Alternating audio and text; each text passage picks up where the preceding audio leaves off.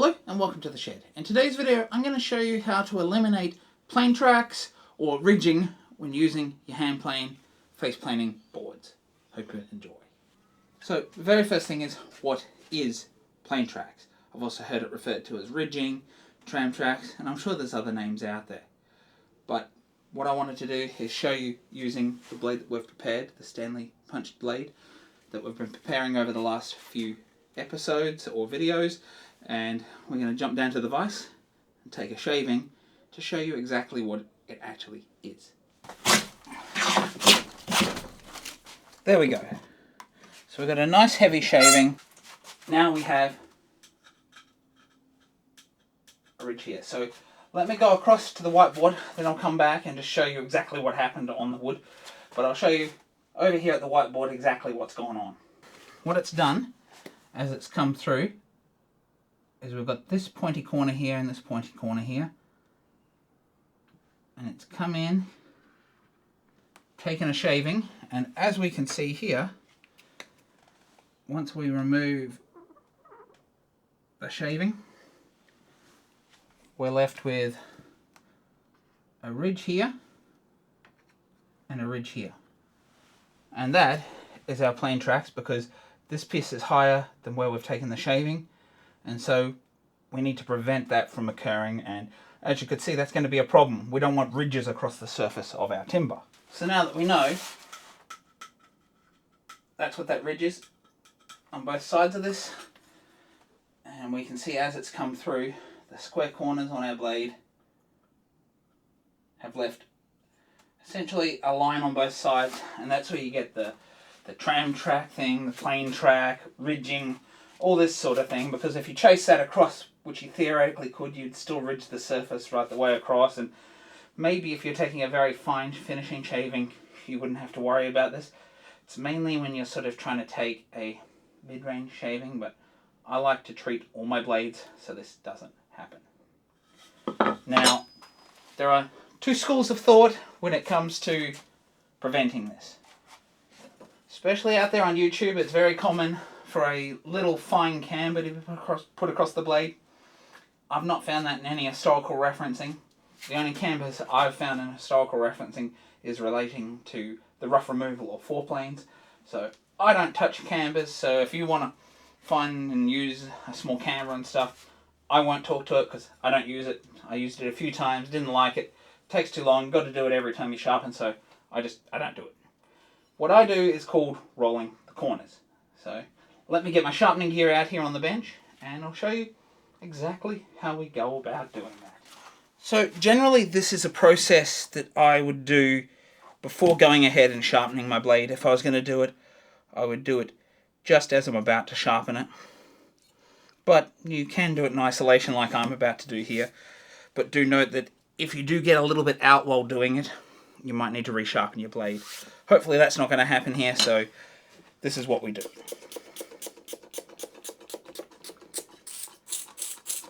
We squirt our stones down, and I really wouldn't recommend doing this on water stones because you're going to leave a big groove on your water stones. Unless you got quite a hard stone, I'd suggest maybe doing this on some sandpaper or diamond stones if you got them. If you have a diamond stone for flattening your water stones, you could use that. But if you aren't using these hard stones, I would just suggest using some sandpaper because it's going to be just as quick and easy to do that. So what we want to do is obviously round these corners over on the back here. So in order to do that, and there are some other ways you can do it, but what I do is I bring this in and I'm actually resting on the bevel. Then I'm going to lift it slightly and I'm going to work my way up. Now this is on my 400 grit stone, and then I'm going to come down and I'm going to do that again. And then I'm going to do the same on this side.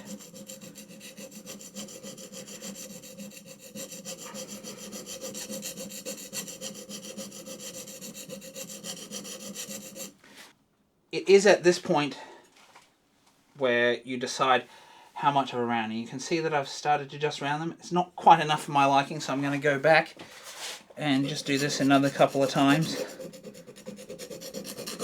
When we're coming back flat, we're not touching the bevel, we've still got the corner lifted.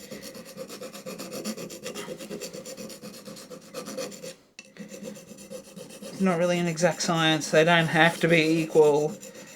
Obviously, we're doing this by hand. So you can see on the front here, roll it away. If we look on the back, the corners are rolled. So you can go more aggressive. You don't actually have to have it as a round. If you use something like your sharpening jig, you can actually just lift that and go on one angle, and then you'll just get a straight edge out. It's going to have the same effect. I prefer to do it this way because it takes less of my cutting width off my blade. I'm only just taking 2 or 3 millimeters across the whole thing, so that's why I do it this way. But you can do it the other way, and I have shown it using the Veritas jig before, and it just leaves an angle on it. Now we're going to do the same here. Just going to go through our grits, obviously.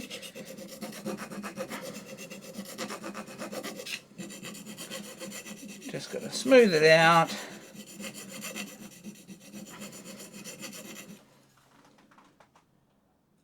It's looking good. I mean, you don't have to be too pedantic about this. It doesn't really matter. The first time you sharpen after doing this, you're going to strop it and all this sort of thing, so you'd sort that out anyway. But if you're doing it in isolation like I am here, see me just going a little bit higher on this one. It's just a slight burr on the side there that I was just getting rid of.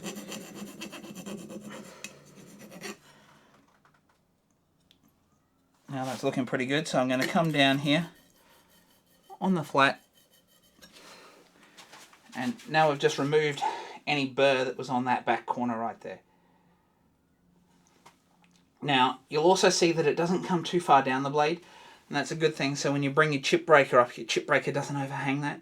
Sometimes if you do it too aggressively, your chip breaker will hang over, so you've got to be a little careful with the placement of your chip breaker. And in some cases, if it's a little extreme, you might need to actually take a little corner off your chip breaker. But if you keep it fine like this, it's not really going to affect your chip breaker when you bring it in, because it's right out the extremes and it's not going to be engaging with the timber, so it's not really an issue. You just don't want any shavings getting stuck under those corners of the chip breaker, so that's why I keep it less aggressive like this. Give it a quick strop like this.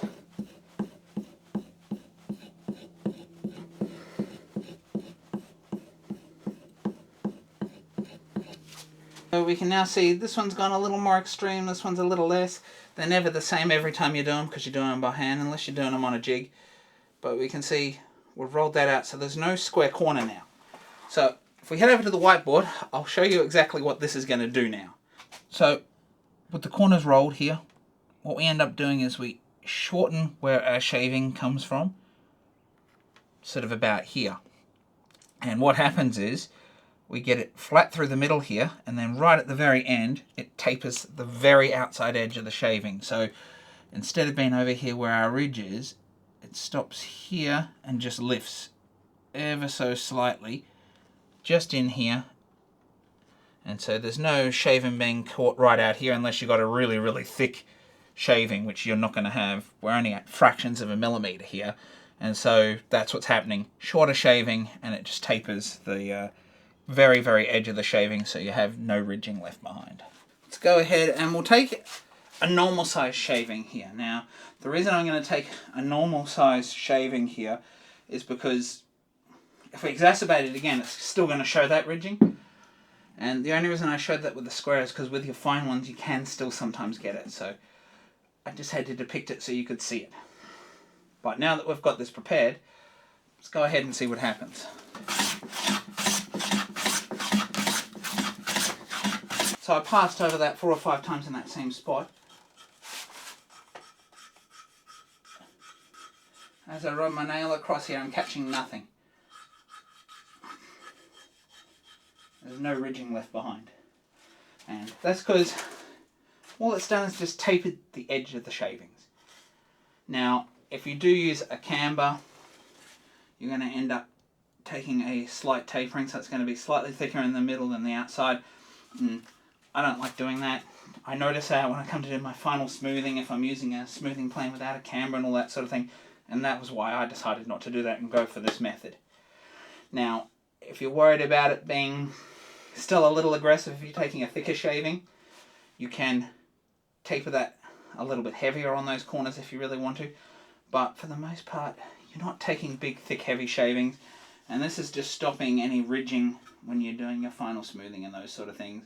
Although, as I did mention, sometimes some of my smoothers I don't have that on, because I'm taking the wispiest, finest shaving that you're not even going to notice a ridge, especially after you've hand planed across the whole thing, and that is a valid way of doing it. But for the most part, I like to roll my corners to at least help alleviate that sort of thing happening, because obviously what I did here, 2 or 3 shavings all on one spot, generally you're not doing that. You're going to be face planing the whole board, and so you're not even really going to notice it. But as you can see clearly, there is no ridge left after it's been done like that. So there you have it, folks. That's how I deal with ridging on my hand planes. But do note that if your blade is not square, this is really not going to save you. If you've got one side tipped out more than the other, or you are taking a thick shaving, it's still not going to stop it. Even if you have a camber, that same sort of thing is not going to have it. If one side is in further, it is going to dig in, and that's just something you're going to have to get used to. And you can check out the video down below where I showed you how to square the plane blade up, and that's something that you definitely need to learn if you're going to be hand planing, face planing, edge jointing, all that sort of thing with hand planes. It's vital that you get that blade sharp and square. So you can find them down below. So if you like this video, please do like and subscribe down below. While you're down there, do sound off in the comments. If this is the process that you use, do you prefer cambers? Do let me know your reasonings for either or maybe you use something different, or you just don't do it at all. Do leave that all down below, and we can make a good discussion about it down below. And if you'd like to see another great video, such as the one you've seen here today, do check out the videos on screen now. Bye for now.